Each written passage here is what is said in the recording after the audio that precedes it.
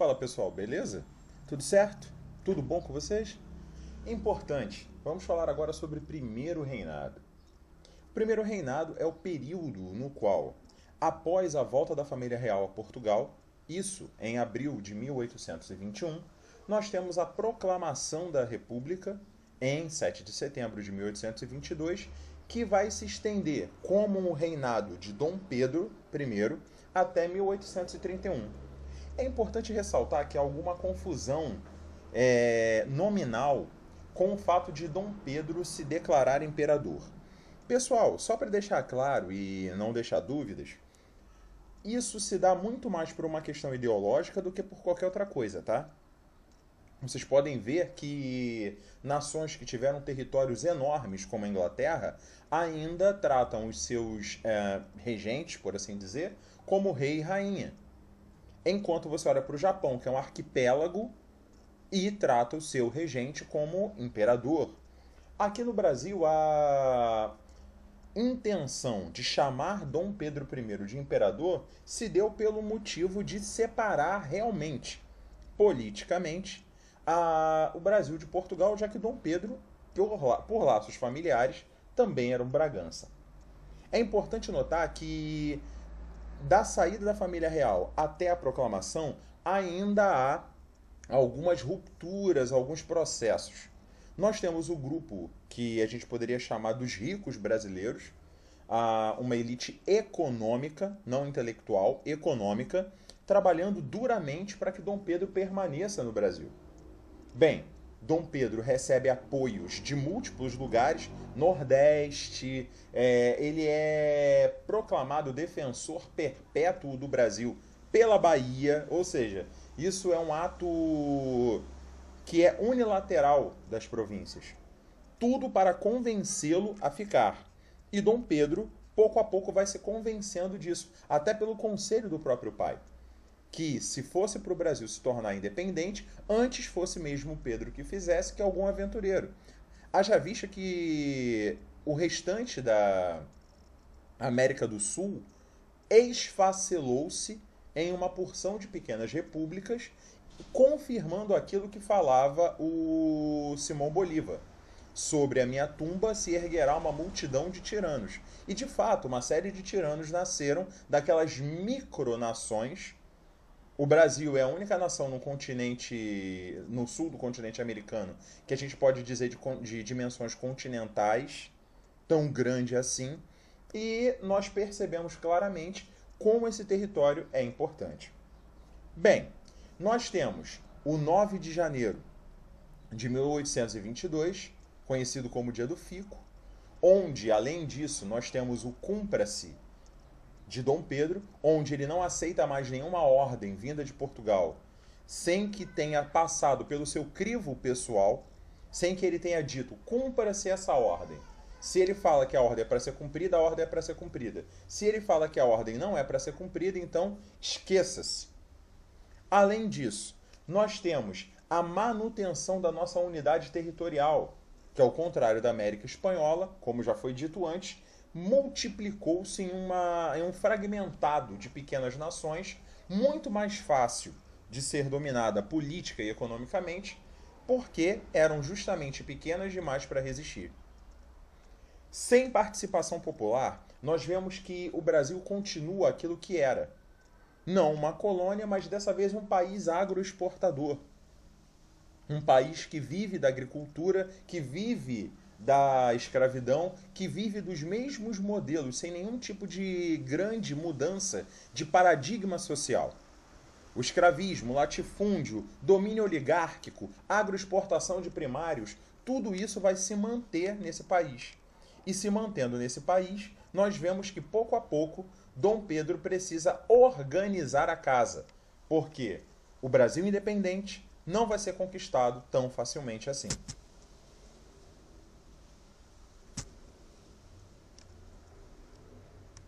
Bem, aqui nós temos essa separação, por assim dizer, não foi pacífica. Ela não é pacífica. Nós temos parte do norte, do nordeste, que continuam fiéis a Portugal. a formação de tropas mercenárias, maioria inglesa, pagas por Dom Pedro, e o controle total do país só se dá em 1823. Ora, com o controle interno, vêm as aceitações externas. Os Estados Unidos, obviamente, são o primeiro país a reconhecer a independência do Brasil. Por que isso ocorre? Nós precisamos lembrar do processo que ele está falando aqui. América para os americanos. Doutrina Monroe, de 1823. Então, os Estados Unidos reconhecem rapidamente a independência do Brasil. O México, pobre México, tão longe de Deus, tão perto dos Estados Unidos, reconhece logo depois. Enquanto a Europa aguarda o reconhecimento por Portugal. Porque desde o Congresso de Viena já havia um tipo de acordo. O que vai ser feito? Uma nação europeia só vai reconhecer uma colônia independente quando a metrópole europeia o fizer. E Portugal não estava de acordo com a independência do Brasil, obviamente, por razões econômicas.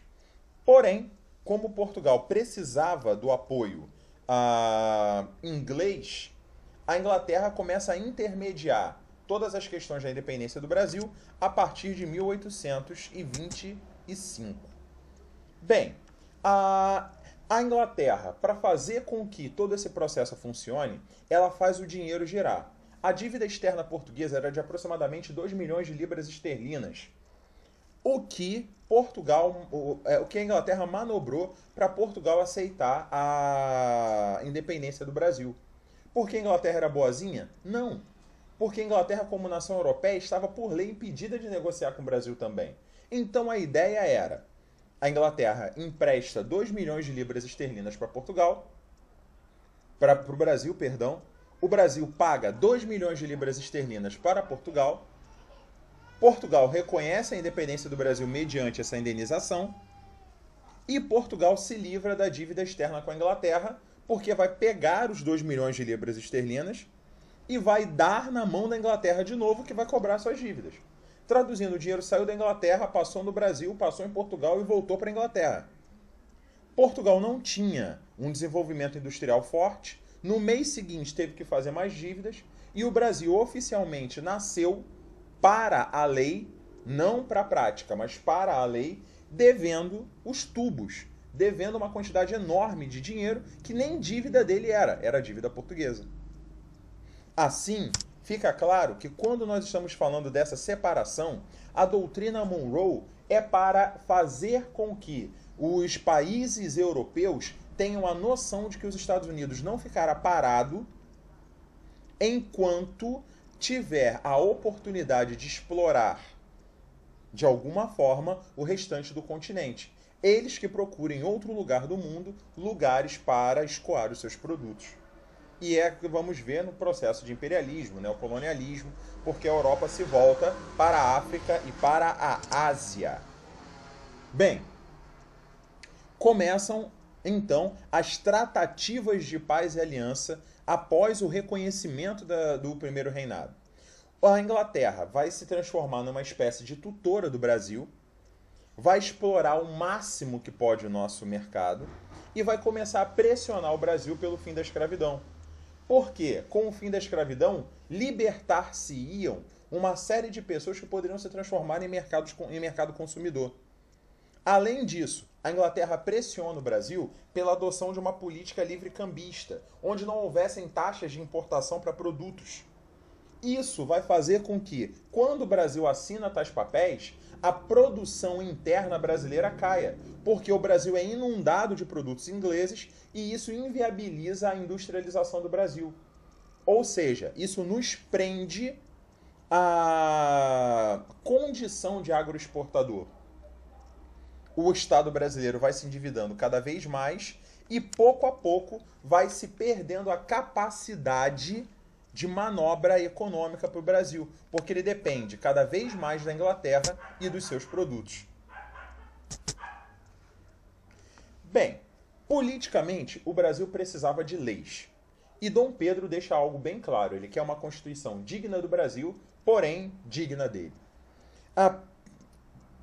Por inocência ou por achar que Dom Pedro teria alguma gratidão, A mesma oligarquia que pôs Dom Pedro no poder, ou seja, o grupo de brasileiros, que estava nesse momento julgando-se ser o maior aliado de Dom Pedro, achou que ele estaria disposto a dividir o poder. Bem, eles começam a fazer um projeto de constituição, que, sabe-se por que ironia do destino, ganha-se o nome de Constituição da Mandioca, porque equivaleria, para poder votar, uma quantidade de 15 alqueires de mandioca. Sabe-se lá por que eles escolheram justamente a mandioca, mas fica para a história. E aí, essa Constituição ela tinha 3 características. Classista, ou seja, defendia os interesses oligárquicos. O voto era censitário, porque não era para todo mundo votar, era só para quem tinha dinheiro votar. Era anticolonial, tirava todos os portugueses da administração do Brasil, garantindo que a administração do país fosse feita só por brasileiros. Isso também não incomodou Dom Pedro, embora Dom Pedro fosse português de nascença. E anti-absolutista, porque dividia os poderes do imperador com o parlamento, tal como era feito na Inglaterra. Na Inglaterra o rei reina, mas não governa. Dom Pedro não suporta e não aceita essa divisão. Dom Pedro interrompe os trabalhos da Assembleia, ordena a prisão de 90 deputados, exila a maior parte desses caras e começa um novo projeto de Constituição, que dessa vez não vai ser uma Constituição votada por seus pares. Vai ser uma Constituição outorgada, porque nós temos uma diferença entre Constituição promulgada, ou seja, a Constituição da Mandioca, por pior que fosse, seria uma Constituição promulgada, ou seja, votada pelos seus pares. E Dom Pedro defendeu claramente uma Constituição outorgada, onde ele impôs de cima para baixo os seus desejos. Nós temos uma monarquia hereditária, divisão do território em províncias bem estabelecidas e, além da divisão do território em províncias bem estabelecidas, 4 poderes básicos. Executivo, apenas do imperador e dos ministros.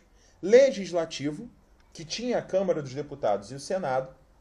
Judiciário, os juízes e tribunais. E um poder de controle, um poder de garantia, um poder de veto, que era o poder moderador, poder esse baseado apenas no imperador, que podia cancelar qualquer ordem de qualquer lugar, de qualquer pessoa. Era um poder de veto. E assim se estabelece também o voto censitário, baseado em renda. Que voto é esse? Se você quer fazer uma eleição municipal, que eles chamavam de paróquia, a eleição municipal, para você votar, o mínimo era ter 100 mil réis. Se a eleição, é o que hoje nós chamamos de eleição estadual, fosse para a província, o mínimo para poder votar, 200 mil réis. Se fosse uma eleição para o Brasil todo, no caso, para se tornar um deputado, tipo um deputado federal hoje, a eleição você teria que ter no mínimo 400 mil réis de renda. E se fosse para senador cujo cargo era vitalício, ou seja, era para toda a vida, 800 mil réis. Isso fazia com que acontecesse uma coisa muito importante. Só os mais ricos votavam. Os revisionistas da história. Revisionistas, eu quero dizer, aquela galera que quer reescrever a história do Brasil com base nos seus próprios interesses. São pessoas que, por exemplo, vamos dizer, tá vendo? Olha, se vota no Brasil há muitos anos. Mentira! A população brasileira é absolutamente inábil em votar. O brasileiro não sabe votar. O brasileiro vota mal até hoje. O brasileiro sempre votou e durante muito tempo vai votar mal porque votar é hábito. O brasileiro não tem hábito político. Justamente porque quem votava aqui eram apenas as elites. Eram só os mais ricos. Eram só os mais poderosos. Então não adianta dizer que durante o primeiro reinado tinha votação. Era uma parcela tão minúscula da população que não dava tempo, que não dava nem para você contar como válido. Hoje, no Brasil, nas últimas eleições, nós tivemos 25 milhões de abstenções. 25 milhões de pessoas não foram votar. E ainda assim nós tivemos, basicamente, em total de votos, 85 milhões. Olha a diferença. Bem, O sistema de poder se comportava desse modo. Temos o poder moderador, acima de todos, o Conselho de Estado, composto pelo imperador e pelos seus ministros, o Legislativo, com Senado e Câmara dos Deputados, o Executivo, com os presidentes de províncias, você chama eles de governadores, e faziam parte do Executivo os chamados Conselhos Gerais de Províncias, que seria o que você poderia chamar de prefeituras. Não havia ainda a figura do chamado edil municipal ou prefeito. Eram conselhos, tá? As prefeituras eram geridas por conselhos. No judiciário, nós temos o Supremo Tribunal de Justiça. Bem, dessa forma, nós vamos acabar vendo que o poder no Brasil acabava dividindo o modelo de cidadania. Primeiro, nós tínhamos os chamados passivos. Cidadãos passivos não tinham renda para ter direitos políticos. Então, eles eram a maioria absoluta da população e para eles não importava em nada quem estava sendo eleito, quem não estava sendo eleito, porque não ia mudar nada na vida deles. E é exatamente esse tipo de conceito que durante muito tempo e até hoje permanece nas pessoas. Muita gente vai votar falando que eu vou votar à toa, isso não vai mudar nada. Por quê? A nossa história se constrói com o povo sendo excluído da intenção de votar para mudar. As pessoas não votam para mudar. As pessoas votam porque não tem outra escolha, já que o voto é obrigatório. Nós temos os ativos votantes, pessoas que tinham dinheiro suficiente para votar, mas não podiam se candidatar. E nós temos os ativos eleitores elegíveis, que tinham renda para votar, mas não tinham renda para serem votados. Que tinham rendas para votar e tinham rendas para serem votados. Repetindo, nós tínhamos eleitores passivos, a maioria expressiva da população, não votavam, não tinham renda para ter direitos políticos. Os ativos votantes podiam votar, mas não podiam ser votados. E os ativos eleitores elegíveis podiam votar e podiam ser votados.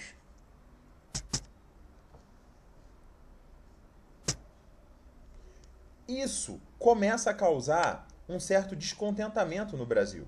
Pessoas começam a ficar um tanto quanto desgastadas com essa prática do governo de fazer com que apenas algumas pessoas tenham direitos. Bem, isso vai explodir principalmente no Nordeste. O nosso Nordeste brasileiro, que é tão sofrido, que sofre tanto preconceito, que durante 250 anos carregou economicamente esse país nas costas, o povo nordestino mais uma vez mostra o quanto eles são politicamente interessados no Brasil, quando a gente começa a ver que são eles que começam a movimentar a história do Brasil para que Dom Pedro se alerte que ele não pode simplesmente fazer o que ele quer, a hora que ele quer, quando ele quer. Bem, os descontentamentos são de vários tipos. Primeiro, pela queda do preço do açúcar. É preciso lembrar que agora o Brasil tem grande dificuldade de venda do açúcar porque tem muita concorrência, principalmente com o açúcar antilhano. Temos dificuldades econômicas que afetam os segmentos da sociedade. O Nordeste sofre com secas há muitos anos. O açúcar plantado no litoral está sofrendo também com essas secas. Há uma distância, não só física, mas também política do Nordeste para o que está acontecendo no Rio de Janeiro. E isso começa a gestar uma semente de república federalista. Ou seja, de uma república no Nordeste brasileiro com autonomia para cada província poder ter a sua liberdade política e econômica respeitadas. Bem, dentre as pessoas que mais trabalham para isso, estão figuras como Cipriano Barata, que é conhecido como o homem de todas as revoluções, que participa ativamente de basicamente todas as revoluções do Brasil desse período, da Conjuração Baiana, da Revolução Pernambucana. Ele mesmo é um entusiasta da independência do Brasil. Ele é um dos entusiastas da Confederação do Equador, só não participa mais inteiramente do movimento porque estava preso à época que o movimento é deflagrado. E ele é um liberal radical. ele é um daqueles que defendem o imediato fim da escravidão no Brasil. E era um abertamente crítico a Dom Pedro II e seu, a Dom Pedro I e seu autoritarismo. Outra figura de destaque nesse processo é a figura do Frei Joaquim do Amor Divino Rabelo Caneca. Ou Frei Caneca, se vocês preferirem. Frei Caneca, ele é editor de um jornal, o Tifes Pernambucano. E ele condena a prática de Dom Pedro de outorgar a Constituição. É importante ressaltar que Frei Caneca foi um dos maiores defensores de Dom Pedro, enquanto Dom Pedro estava no processo de independência do Brasil, no 7 de setembro de 1822. Um processo de independência que a gente deve muito mais à Imperatriz Leopoldina do que a Dom Pedro. É importante ressaltar isso. Todos no Brasil têm consciência de que a Imperatriz Leopoldina e José Bonifácio foram muito mais importantes para a tomada de decisão de Dom Pedro de separação do Brasil de Portugal do que o próprio Dom Pedro. Dom Pedro ficava balançando, pendulando entre a obediência ao pai e a vontade de fazer o que queria, e quem torna o Brasil independente de fato, quem dá um acorda, meu filho, para o Dom Pedro, é a Imperatriz Leopoldina, que fala: Pedro, ou você arruma as malas e volta, ou você declara o Brasil independente e reina. E, no final das contas, quando figuras de apoio começam a cobrar Dom Pedro que ele tem uma postura como era de se esperar, isso afeta diretamente as suas, digamos assim, os seus princípios, afeta diretamente a necessidade de Dom Pedro de se sentir o principal da história. Muito bem. Ele vai ser contrário ao mandato vitalício dos senadores, ao poder moderador, era um defensor ferrenho do federalismo, e isso vai colocá-lo na alça de mira de Dom Pedro, fazendo com que, posteriormente, Frei Joaquim do Amor Divino Caneca fosse preso. Mas como isso acontece? Nós temos a nomeação de um presidente, ou seja, de um governador de província indesejado para Pernambuco. Começa uma reação política liderada por Manuel Paz de Andrade. E se forma uma nova república no Nordeste, feita por Pernambuco, Sergipe, Alagoas, Paraíba, Rio Grande do Norte, Piauí e Maranhão. O que acontece? Dentro dessa república nova, a Confederação do Equador, haviam certas contradições. Muitos eram a favor da abolição da escravatura, mas muitos eram senhores de escravos. E isso fez com que a intensidade do movimento se quebrasse. A resistência do movimento se quebrasse. Quando tropas fiéis ao imperador chegam ao Nordeste, aqueles que são senhores de escravos se unem contra os abolicionistas, facilitando a ação de Dom Pedro contra todos esses. O que acaba com o movimento com grande violência. É importante lembrar que Dom Pedro manda fuzilar Frei Caneca, e Frei Caneca é executado, fuzilado. O que acaba acontecendo? Nós temos uma reação do governo que endivida ainda mais o Brasil, nós temos o envio de tropas terrestres, nós temos essa derrota do movimento rebelde, muita gente fugindo, mas Frei Caneca é um dos que fica e acaba sendo derrotado. Muito bem. Diante dessa situação, o primeiro reinado começa a se mostrar cada vez mais insustentável. Há o fechamento da Assembleia Constituinte, como nós já falamos, para a outorga da Constituição de 24. A violência contra a Confederação do Equador. Isso fortalece as oposições. O grupo de brasileiros passa, então, a fazer parte de uma oposição formal contra Dom Pedro, liderada justamente por José Bonifácio. Enquanto os portugueses restantes formam-se num outro partido, o Partido Português, que passa a ser a base de apoio a Dom Pedro. Bem, os problemas se intensificam a partir de 1825. Começa uma guerra entre o Brasil e a chamada província da Cisplatina, que é o atual Uruguai. A província da Cisplatina quer se tornar independente do Brasil, e isso começa a gerar uma guerra. Guerra essa que depende dos estancieiros, dos criadores de gado, que são militares no Rio Grande do Sul. Esse pessoal vai lutar contra os uruguaios, mas não vai ter do governo o apoio econômico que precisa. Porque, quando chega o ano de 1826, Dom João VI morre. E Dom Pedro é, por questões familiares, levado a Portugal para digamos assim, a passagem de trono. É um processo oficial, ele precisa ir.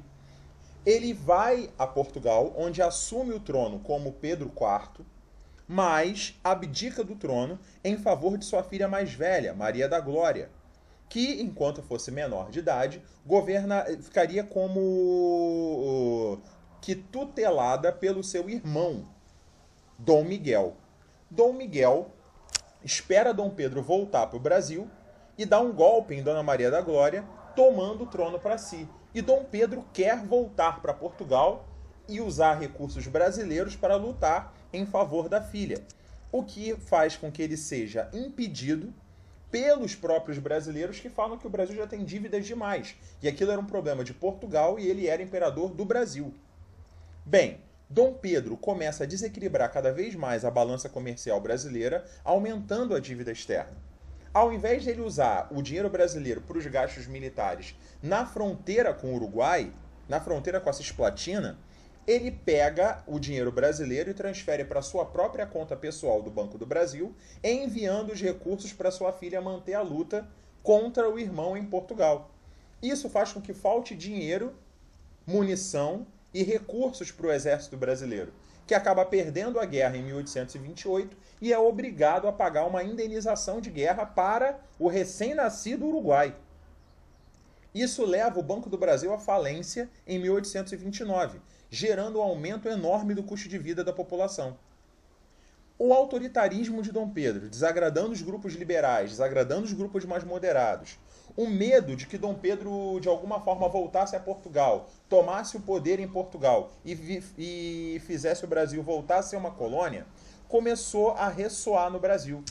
E Dom Pedro passa a ter cada vez menos espaço. Isso até que Pedro se apoia tanto no Partido Português que os brasileiros veem Dom Pedro mais como um português do que como um brasileiro, como o chamavam anteriormente. Bem, um dos seus principais críticos é um jornalista chamado Líbero Badaró, mineiro. Ele acaba sendo assassinado, ele é morto em novembro de 1830. Recaem altas suspeitas sobre Dom Pedro I, mas não há como provar o envolvimento de Dom Pedro na morte de Líbero Badaró. Muito bem. Dom Pedro vai justamente a Minas Gerais com uma questão política, e em Minas Gerais ele é recebido muito mal pela própria população. As pessoas colocam panos pretos nas janelas como se estivessem de luto. Dom Pedro vê aquilo como um assinte à própria imagem e volta para o Rio de Janeiro. O partido português, sabendo que ele foi mal recebido em Minas Gerais, quer preparar para ele uma grande festa de desagravo. E na noite de 13 de março de 1831, fazem um festão no centro do Rio de Janeiro. Obviamente não vai acabar bem, porque os desafetos de Dom Pedro acham aquilo um absurdo, um gasto daquele é um absurdo, e Dom Pedro acaba vendo o Rio de Janeiro se tornar um palco de uma briga de facções, uma a favor e outra contra ele, que vai ficar conhecida como Noite das Garrafadas, em 13 de março de 1831. Sem muita saída, sem muito espaço de manobra, Dom Pedro nomeia um ministério só com brasileiros, numa tentativa de conter a crise. Esse ministério de brasileiros não dura 24 horas, porque a primeira coisa que eles fazem é tentar passar leis que façam com que Dom Pedro tenha o seu poder limitado. Ele acaba com o Ministério dos Brasileiros e volta com o Ministério só de Portugueses, que vai ganhar o nome de Ministério dos Marqueses. Isso gera protestos, motins, e Dom Pedro percebe que não tem como continuar no Brasil. Para evitar uma guerra civil e a derrubada dele do trono e a transformação do Brasil em uma república, ele abdica do trono brasileiro em 7 de abril de 1831, em favor do seu filho pequeno, Dom Pedro II, ou Pedro de Alcântara, se vocês preferirem, e, ao abdicar em favor do seu filho menor, deixa o Brasil também em abril de 1831, abrindo espaço para o período regencial, que falaremos em outra oportunidade. Um grande abraço, tudo de bom, até mais.